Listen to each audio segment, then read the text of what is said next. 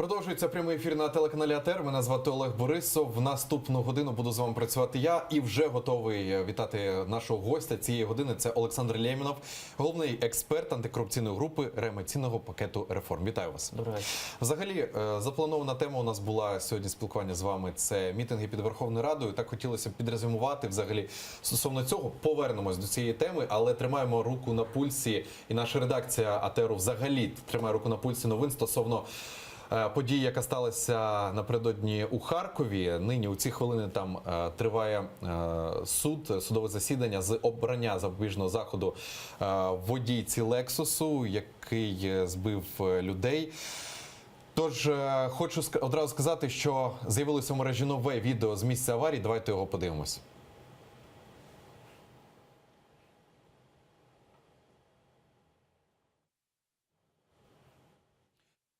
Бачимо це годину тому. По суті, те ж саме відео, яке було раніше видно, тільки це вже з іншого боку. Безпосередньо вже також і зафіксовано трошки зіткнення Лексусу. Так, побачили це відео. Дякую своїм режисерам. Хочу одразу сказати, що очікуємо на стрім, на трансляцію судового засідання. Ось хвилин на хвилину воно розпочнеться. Будемо обов'язково включати це в наш ефір. Пане Олександре, враховуючи те, що нині напередодні сталося у Харкові, от хочеться почути спочатку позицію стосовно цього вашу, потім перейдемо до основної теми. Стосовно, ця ситуація досить типова в Україні, коли досить забезпечені люди, нехтуючи правилами дорожнього руху, порушують їх. Як наслідок маємо такі трагедії, коли гинуть люди. У нас в попередніх ефірах практично усі експерти, які були у нас, наголошують на тому, що у нас треба карати в першу чергу судову систему. От цих людей, які виносять вироки неправомірні. Це я про те кажу, згадуючи не дуже приємний досвід вже у таких от аваріях, де беруть участь зазвичай молоді люди на дорогих автівках. От, ну, як сказав Мочанов ось годину тому у нас в ефірі, відмазують. Просто відмазують. Як гадаєте, чи є у вас якийсь прогноз стосовно цієї? Вироки. Так, не виносять вироки. Як гадаєте, який ваш мінімальний прогноз стосовно цієї справи? Тому що ось дивився півгодини тому судове засідання, вже там у суді звинувачували водія Volkswagen. Тобто, а тут у цій події вже водійка Лексу взагалі не винувата. Тобто, бачите, вже йде таке мінімальне, але перекидання вини одне на одного. Який ваш прогноз і... Прогноз досить типовий, як і типова ситуація. Судді будуть робити те, і правоохоронці в тому числі, тому що не виключно судді є проблемою відсутності відповідальності за такі от речі. Судді і правоохоронці будуть тиснути на гальма.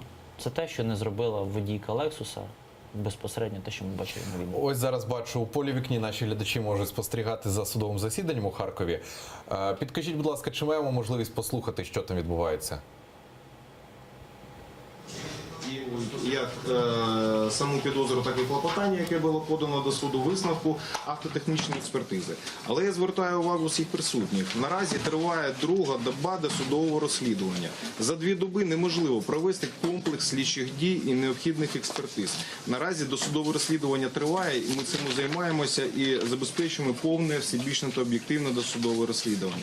Що стосується слів адвоката на кшталт того, що прокуратура у своїй промові висказує якісь обурливі фрази, я звертаю увагу, жодного слова, яке б могло викликати обурення як у суспільства, так і у адвоката, нами не висказувалось. Що стосується тиску на органи прокуратури та органи поліції, я відверто заявляю, такого тиску не було.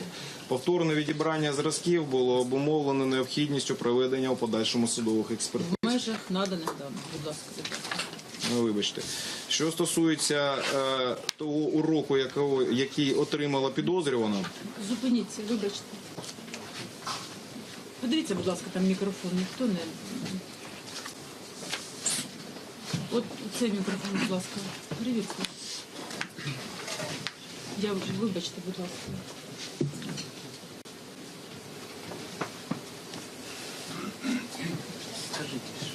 Можете сказати тестовий? Можна продовжити? Чути? Вибачте.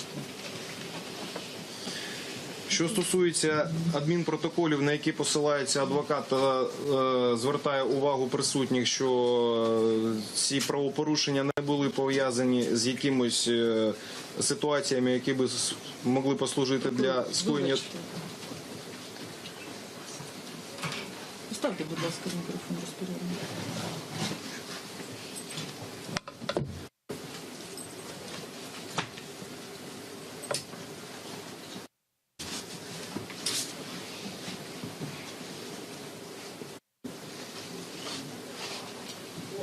Працює? Продовжуйте, будь ласка. Працює. І адвокат наголошує, що саме ці 6 адміністративних правопорушень, вони не були причиною можливих ДТП. Однак, як таке можна казати? Ви кажете, що підозрювана отримала урок. Який це урок? От перед цим уроком були 6 невеликих уроків, на які необхідно вже було звернути увагу. Підозрювана почала свій життєвий шлях. Так, вона молода дівчина. Але давайте не будемо забувати, що у цю трагічну ніч закінчився життєвий шлях відразу 5 осіб. І дай Бог, щоб ця цифра залишилась такою, тому що у лікарнях ще перебувають особи. То, що сторона захисту наполягає на тому, щоб допомогти потерпілим, це дуже добре. Потерпіли наразі потребують допомоги. Але слідчий не є фінансовою установою, через якого це необхідно робити. Доступ до потерпілих ні від кого не закритий. Потерпіли у лікарні, рідні рядом з ними. Пожалуйста, спілкуйтесь. Тому, підходячи до фінішу своєї промови, хочу зазначити, що, на нашу думку, ті ризики і ті обставини, на які ми вказуємо і наголошуємо в клопотанні, вони, на нашу думку, доведені. Ні інший, як і будь-який більш м'який запобіжний захід не може у даній ситуації бути застосований, на думку сторони обвинувачення.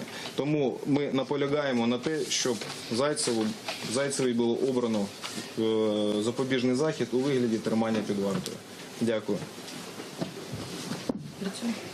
Прокурор Омельченко, будь ласка, ви можете підтримати, висловити. Шановний суд, я вкратце скажу, що у нас підозра підтверджується наявними матеріалами у кримінальному провадженні, диском з відеозаписом. Вважаю, що ті ризики, на які ми навели сьогодні, вони існують. У зв'язку з чим я прошу задовольнити клопотання та обрати стосовно підозрюваного і запобіжний захід у вигляді тримання під вартою. Дякую. Будь ласка, слідчий Вілкул. Мне по-человечески жаль, конечно, молодую девушку. Ей 20 лет, вся жизнь впереди. Но, смотря на эту трагедию, каждый раз пересматривая те же кадры с интернета, содрогаюсь. И все члены моей семьи тоже так воспринимают это болезненно. Поэтому, с учетом всех обстоятельств, я считаю, что ходатайство соответствует действительности и поддерживаю. Дякую. Будь ласка, захист. Шановний суд, шановні учасники процесу, знову ж таки хочу висловити слова жалю потерпілим у своїй промові. Я не можу перестати висловлювати дані слова, оскільки дійсно це найголовніше сьогодні. Однак я не можу не зазначити про те, що прокурорам сьогодні, слідчим, не доведено наявність обґрунтованої підозри. Вона відсутня в матеріалах справи. Ані покази свідків, які залучені стороною обвинувачення, як додаток до клопотання, ані відеозапис, який сьогодні транслювався, не є належним та допустимим доказом наявності причинно-наслідкового зв'язку між діями Зайцевої Олени під час Тихенько, будь ласка. ДТП 18.10.2017 року та страшними, жахливими наслідками даного ДТП, загибелю осіб та тілесними ушкодженнями інших потерпілих. Я наполягаю на тому, що на даний момент немає ніяких об'єктивних даних з приводу даної обставини. Немає ніякого доказу наявності вини саме Зайцевої Олени, її персональної вини. Шановний суд, ті слова, які у своїй промові у судових дебатах висловив прокурор, я вважаю, що абсолютно не витримують критики. Зазначення того, що триває досудове розслідування, що будуть проведені необхідні експертизи, то це дуже добре. Так тоді пред'являйте підозру, повідомляйте про підозру пізніше, коли буде дійсно якесь хоч єдине Повернемось ще обов'язково до підтвердження. трансляції судового засідання. Хочу коротко зараз поставити вам питання стосовно цього. Борислав Береза подав законопроект про підвищення штрафів. Яка ваша думка стосовно того, чи впливатимуть якось підвищення штрафів ось на те, щоб такого більше не повторювалося взагалі? Чи великі попливає це на водіїв? У мене є великі сумніви, що це якось категорично вплине на водіїв. Взагалі штрафи, таке враження, що в нашій країні дуже багаті люди і вони не бояться їздити в стані алкогольного або наркотичного сп'яніння, при цьому сплачуючи або не сплачуючи ці штрафи. Тому що за такої нереформової правоохоронної судової системи, який сенс встановити хоч 100 тисяч гривень поставити штраф, якщо вони в судовому засіданні зможуть вирішити, я говорю про корупційну складову, це питання, вони набагато дешевше вирішать. Тому кримінальна відповідальність у нас існує. У нас існує адміністративна відповідальність. Нам потрібно зосередитись на тих механізмах притягнення до відповідальності, які існують, а не популізмом займатися. Назву це популізмом, тому що в мене є великі сумніви, що це вирішить проблему. Дякую за відповідь. Давайте тоді повернемося вже до тієї теми, яку ми запланували з вами говорити. Це мітинги під Верховною Радою України. Бачимо, що вже активність там дуже слабка. Спала, тому що мітинг закінчився вчора.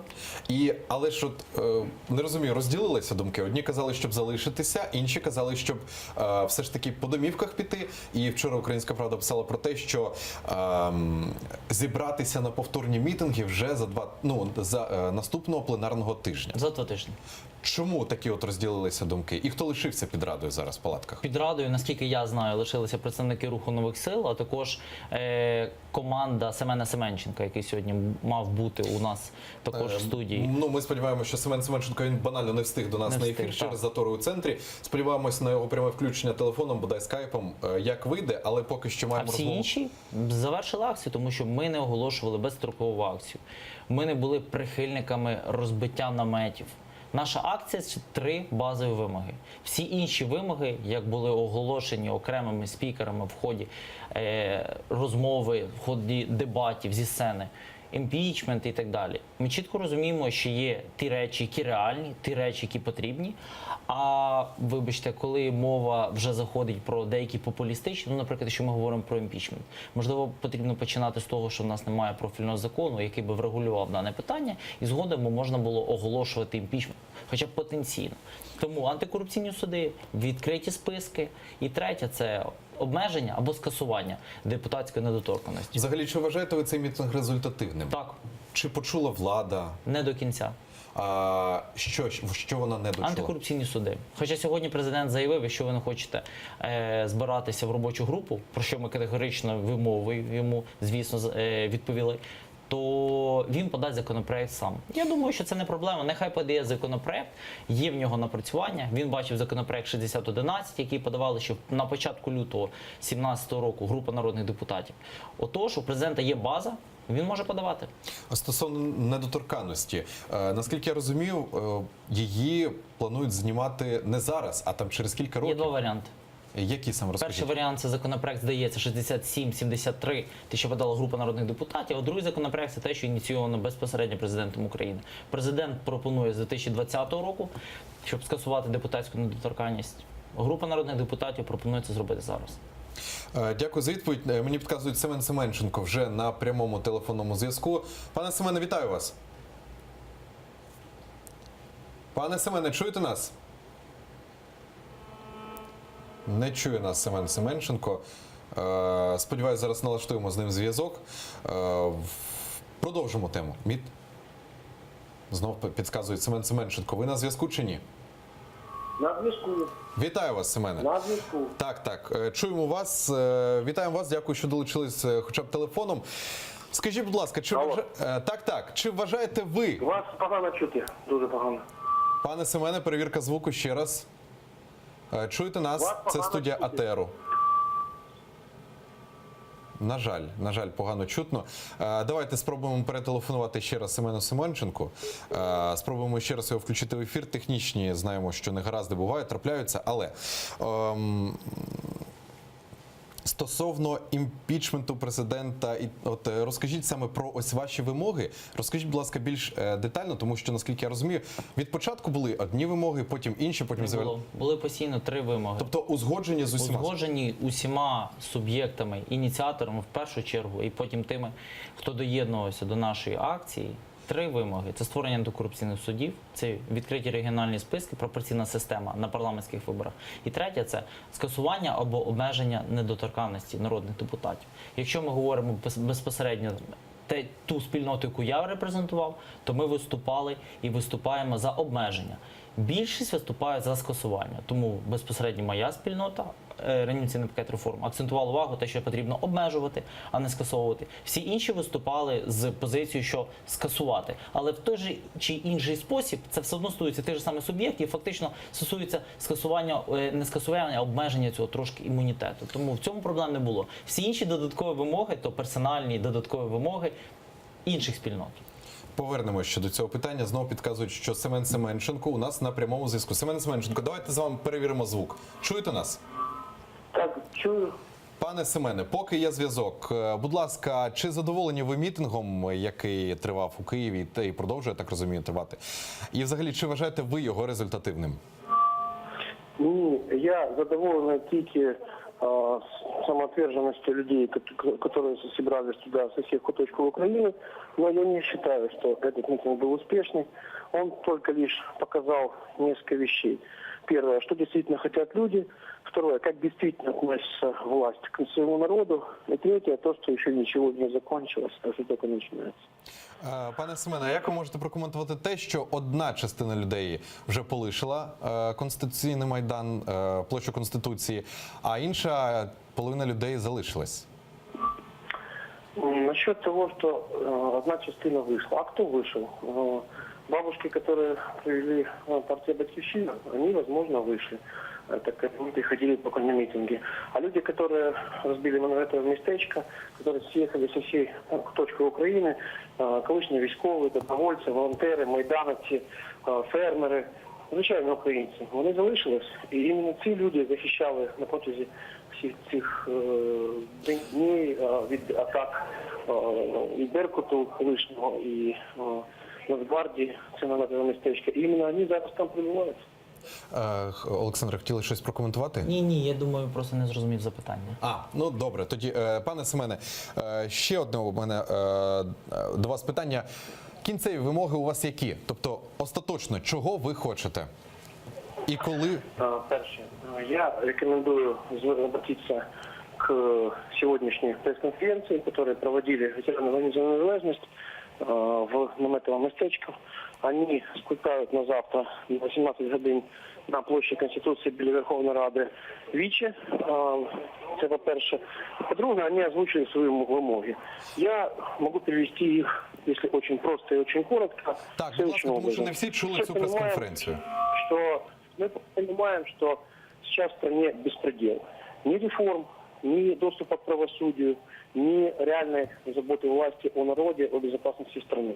Люди хотят, чтобы этот беспредел прекратился. Авторы беспредела и участники посажены в тюрьму. И созданы правила, по которым будет жить страна. Люди хотят жить при законе, при правилах понятных и которые одни для всех. Ну, а все антикоррупционные суды, снятие неприкосновенности, там, еще что-то, это все средства для этого. Именно поэтому многие люди говорили, что они приехали, но не по тем вымогам, по которым выставляли вот гламурные там активисты либерального типа. Люди хотят справедливости. И наиболее емко эту справедливость выразили сегодня на пресс-конференции «Ветераны войны за незалежность». Я рекомендую посмотреть, я тоже перепустил у себя на фейсбуке. Пане Семене, а гламурні активісти – це хто?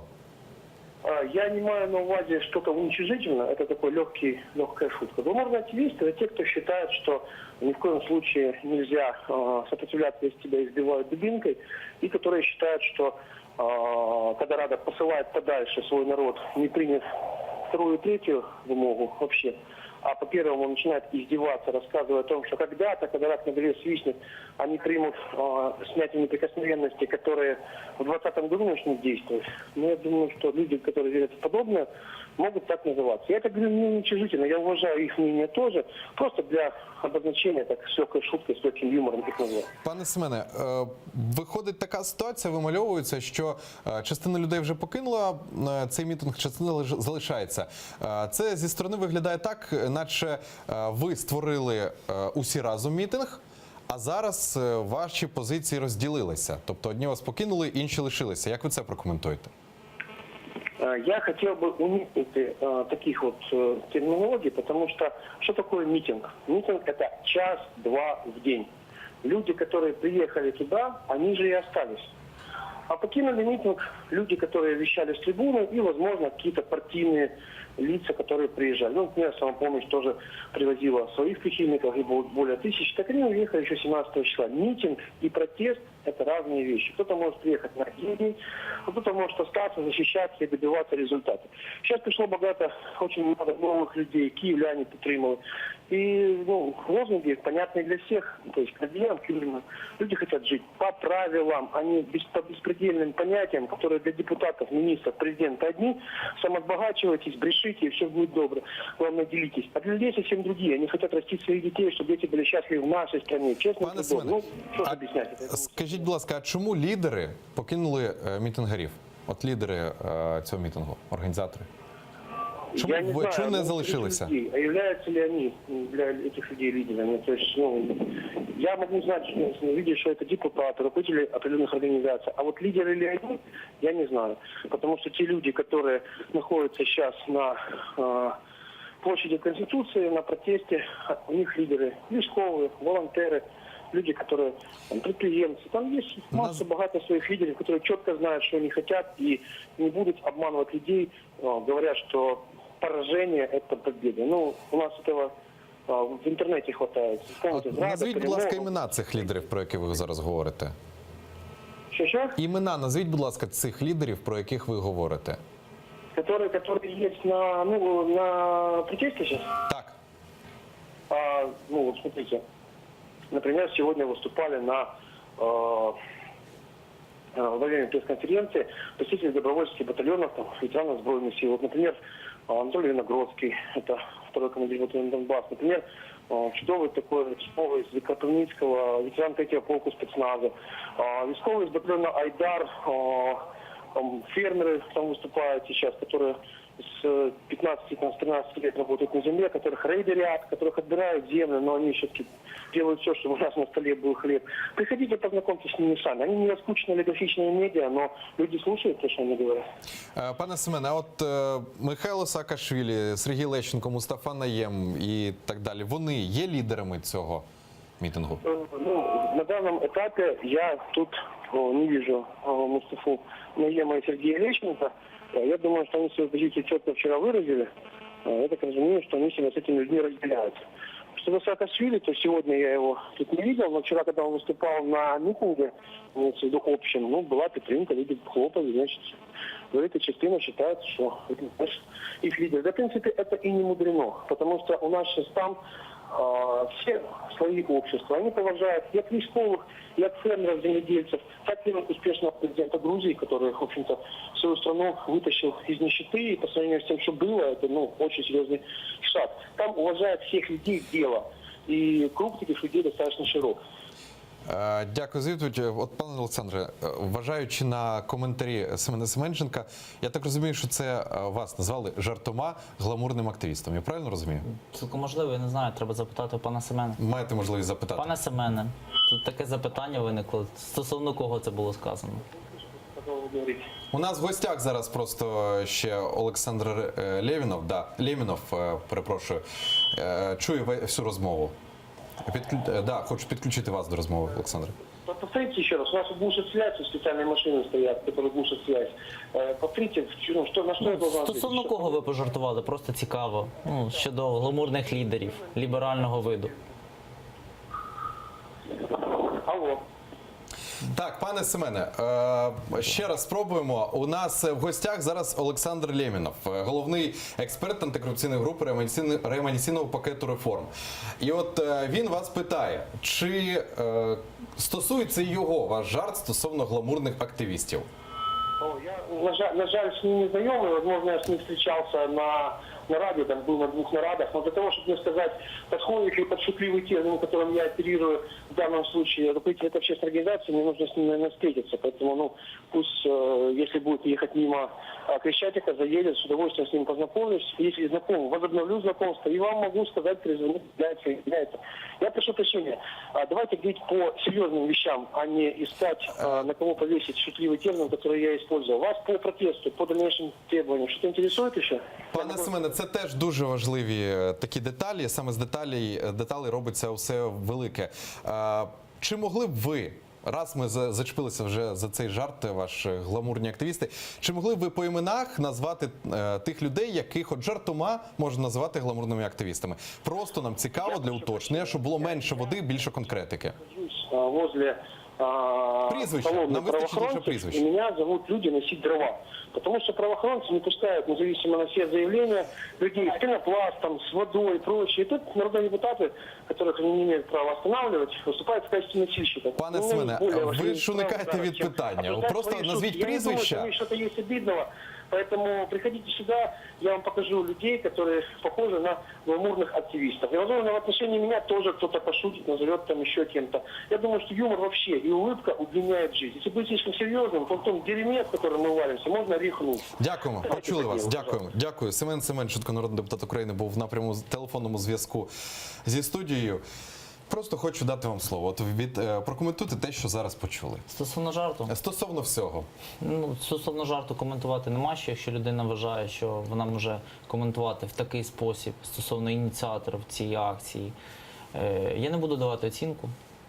Вважаю, що це його особисте право, суб'єктивне право давати якісь такі жарти, озвучувати такі жарти стосовно тих, хто був безпосередньо причетний до організації цього всього заходу. Якщо ми говоримо стосовно тих лідерів протесту, не лідерів протесту, це акція, протест, в що це зараз перетворюється. Я думаю, що Семен Семенченко і всі інші лідери цієї тривалої акції, яка вже насправді виключно стосується, навіть я перефразував би, там, де є наразі вони відповідальними за тих людей в наметах, за функціонування цих наметів, за доставку їжі. Я можу побажати лише успіху, і я дуже сподіваюся, що це буде мирний характер, в ненасильницький спосіб. Ми все ж таки дійдемо до тих цілей, які ми першочергово ставили. Все інше немає що коментувати. От вже не так і багато, 4-й день мітингів, але вже спостерігаємо таке розсварення, мінімальне, якщо можна це так назвати, але розсварення між двома, умовно кажучи, великими організаторами цього мітингу. Чому так сталося? Чому так стається? Чому ось такі от... Мені важко сказати, чи є це розсваренням, чи є це не розсваренням. Але все ж таки вже Але все ж таки по-іншому. ми чуємо такі речі, звісно, можна зробити висновок, що це розсварення. Я зі свого боку виключно за себе скажу, як за Олександр Лємінов. Жодної сварки ні з ким. Я розцінюю, я вмію оцінювати жарти і не ображатися ні на кого. При цьому я чітко розумію, які цілі передо мною, як людиною, що там 4 роки працює безпосередньо в сфері реформ, тому що за часів Януковича я перейшов з суто юриспруденції в суспільно-політичний сектор. Я дуже сподіваюся, що кількість людей, яка розділяє наші принципи, цінності, підходи, буде збільшуватись. І я маю надію, що згодом ми здобудемо таку Україну омріяну, про яку ми тільки наразі говоримо, і до якої ми рухаємось, правда, дуже невеличкими кроками. Дякую за відповідь. Ще одна тема, яку хотіли б так підняти сьогодні. От я так розумію, нині триває суд по Розенблату. Бачили, напевно, відео, да? Його частково, як і йому чули, зачитували, так. да, конфіскували у нього все в літаку. Як так сталося, що за словами Борислава Розенблата, він попередив НАБУ, що йому треба на 3 дні відлетіти На лікування. Так, на лікування. Але тут так сталося, що його затримали, і Золотом. що це взагалі відбувається? Будь ласка, розкладіть по поличках. І мені підказують, що буде у нас включення нашого кореспондента з суду щодо справи Розенблата трошки пізніше. Поки що ваш коментар. Коментар стосовно Розенблата – це взагалі така комедійна ситуація щодо цієї всієї ситуації, а почому 6, всі його коментарі. Ми ж всі бачили той фільм, який публікувало Національне антикорупційне бюро. Тому те, що він хотів вилетіти на 3 дні на лікування разом з золотом, мої друзі пожартували, що він летів лікуватися від, вилетіло слово з голови, від залежності від золота. Ось так. Вони просто одним словом охарактеризували. Ну, якщо без жартів, то серйозно, як розцінювати цю ситуацію? Ситуація стосовно Розенблата. Мені здається, що для випущення пару і для того... Це типова ситуація, те, що ми бачили по Онищенку, те, що ми бачили там по Клюєву попередньо, ну це вже давно, що всі чудово забули. А от справа Онищенка, вона ще трошки на слуху. Йому дали змогу вилетіти за кордон, йому дали змогу легалізуватися в Лондоні. І згодом Генпрокуратура розводить руками, каже, ну як ми можемо його дістати. Причому цікавий факт, Онищенко отримував навіть зарплатню, перебуваючи вже за кордоном, коли він тік. Угу, навіть таке. Давайте зараз, мені підказують, можемо почути, що нині зачитує захист Розенблата, я так розумію. Давайте послухаємо. По-перше, щодо обґрунтованості підозри. Мій колега зупинявся, але я хочу в свою чергу також зупинитися. Що ми маємо? Просто констатую. Була підозра вимагання та отримання. Були підозрювані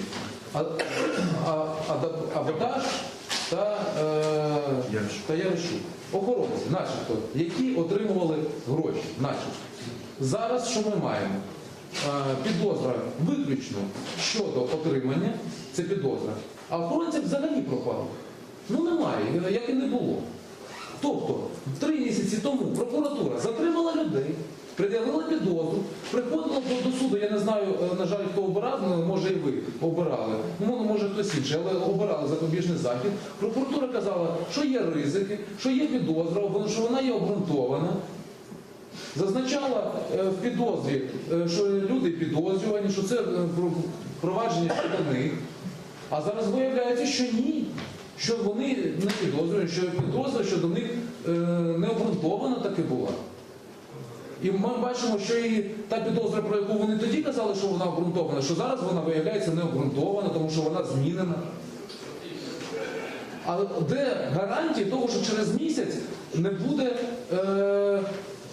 виключено з цієї підозри і Розенблата? Адже охоронці виключили? Виключили. То де гарантії? Де гарантії, що це обґрунтованість? Чим це підтверджується?